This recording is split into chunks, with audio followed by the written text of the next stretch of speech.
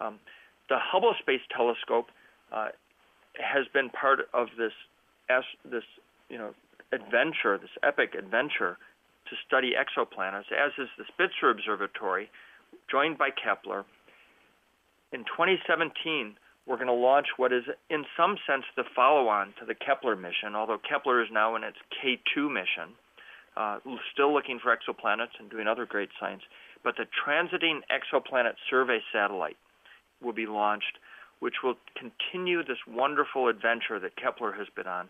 And instead of looking at 150,000 stars in the constellation Cygnus, in the direction of the constellation Cygnus, it's going to look at all of our nearest neighbor stars, many, many stars, to try and find out not only, now that we know that many stars, most stars have solar systems, it will be looking for who are our closest neighbors.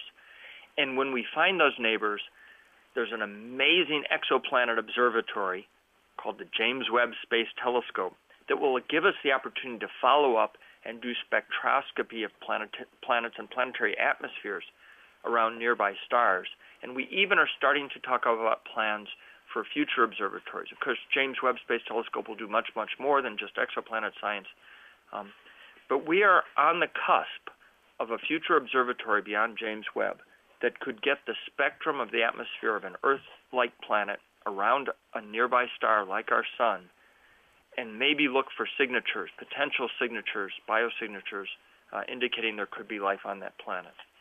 It'll take a little bit of luck, a lot of skill, but we're on the road to do that. Today we're announcing the discovery of an exoplanet that, as far as we can tell, is a pretty good close cousin to the Earth and our sun. This is about the closest so far, and I really emphasize the so far because the Kepler data set is very rich, and the team and the science community has full access to be able to extract future discoveries out of the data set. But today we're announcing the closest twin, so to speak, to Earth 2, or the Earth 2.0 that we found so far in the data set. And to describe that discovery, I'd like to hand it over to John Jenkins from the NASA Ames Research Center, the lead author on the paper. Well, thank you, John. And welcome to all of you who joined us to hear this latest chapter in the unfolding story of NASA's search for habitable worlds. In the 6 years since we launched Kepler, we've made amazing progress in the search for the right-sized planet in the right-sized orbit of the right-sized star. We're looking for small planets in the habitable zone of their stars, that region within which liquid water could pool on the surface of a rocky planet like Earth. In December 2011, with just 2.5 years of data under our belts, we announced the discovery of Kepler 20e, the first planet smaller than Earth orbiting a sun-like star. But it's so close to its star that it's scorching hot and cannot hope to hold on to an atmosphere, let alone a liquid water ocean. But in that same month, we announced the discovery of Kepler 22b, the first planet in the habitable zone of a sun-like star. But with a radius of more than twice that of Earth, it's highly unlikely to have a solid surface you or I could walk on. So the search went on. We collected more data. Just over a year ago, we announced the discovery of Kepler 186f, the first near-Earth-sized planet in the habitable zone of a small, cool M star, about half the size and mass of our sun. Well, today, we're pleased to announce the discovery of Kepler 452b, the first small planet in the habitable zone of a G-type star very similar to our own sun. So to introduce you to this planet, I'd like to show you an artist's concept shown in Figure 4. Looking at this image, I'm reminded of a poem by John Keats on first looking into Chapman's Homer. Then felt I like some watcher of the skies when a new planet swims into its ken. Now, this illustration draws upon the facts that we do know about this planet and its star. The star is the same surface temperature and type as the sun, a G2 star. The star is 10% bigger and 20% brighter than our sun, as it's somewhat older. And this planet orbits its star every 385 days and is just 5% farther from its star than the Earth. Now, with a radius 60% larger than Earth, this planet has a somewhat better than even chance of being rocky. To come up with this illustration, we consulted with planetary geologists and atmospheric scientists studying exoplanets to determine what this planet would be like if indeed it is rocky. It would likely have a mass about 5 times that of Earth and a surface gravity about twice that of Earth. So you and I would weigh twice as much as we do now, but only until we walked around for a few weeks and lost some serious pounds. We'd also expect the atmosphere to be thicker and have more cloud cover, and this planet would likely still have very active volcanoes.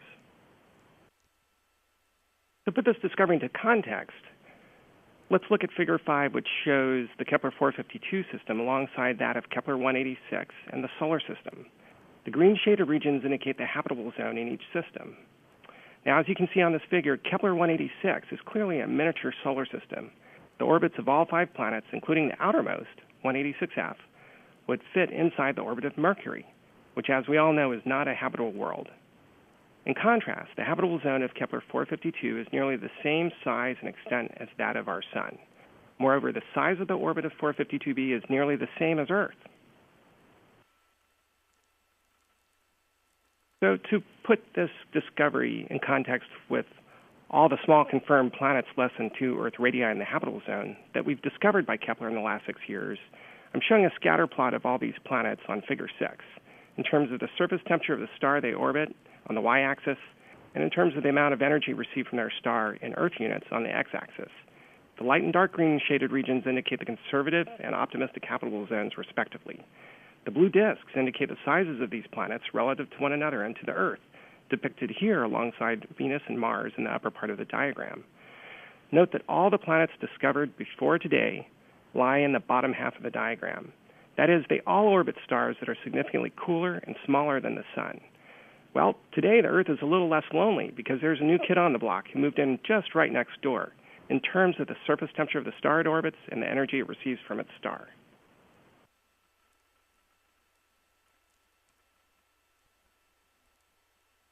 Now today, 452b receives 10% more energy than the Earth does, but that wasn't always the case.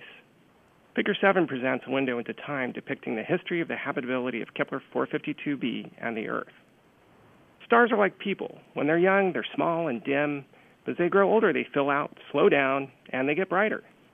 Here, we examine the change in the environment of Kepler 452b in terms of the energy it receives in Earth units on the y-axis and in terms of the age of its star in billions of years on the x-axis. When this star was young, it was only about 80% of its present size and 64% as bright. So the planet received 64% as much energy then. But as it aged, the star grew larger and brighter, as depicted in the inset, so that the planet experienced a steady increase in energy up to its present age of 6 billion years, where it's receiving 10% more energy than the Earth does.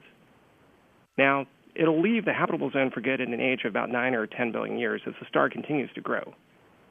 But it's very interesting to note that the Earth follows neatly in the footsteps of its older, bigger first cousin and will receive the same amount of energy as 452b does today in another 1.5 billion years. Now, at this point, the Earth may begin to experience a runaway greenhouse effect, according to models that scientists have to predict what might happen, reducing the water inventory substantially. Kepler 452b, on the other hand, is protected by its higher mass from this event for another 500 million years or so. I'd like to focus for a moment on the present age of 452b as depicted in Figure 8. It's simply awe-inspiring to consider that this planet has spent 6 billion years in the habitable zone of its star, which is longer than the age of the Earth. That's considerable time and opportunity for life to rise somewhere on its surface or in its oceans, should all the necessary ingredients and conditions for life exist on this planet. Well, let's round up all the small habitable zone planets discovered by Kepler in the past 6 years.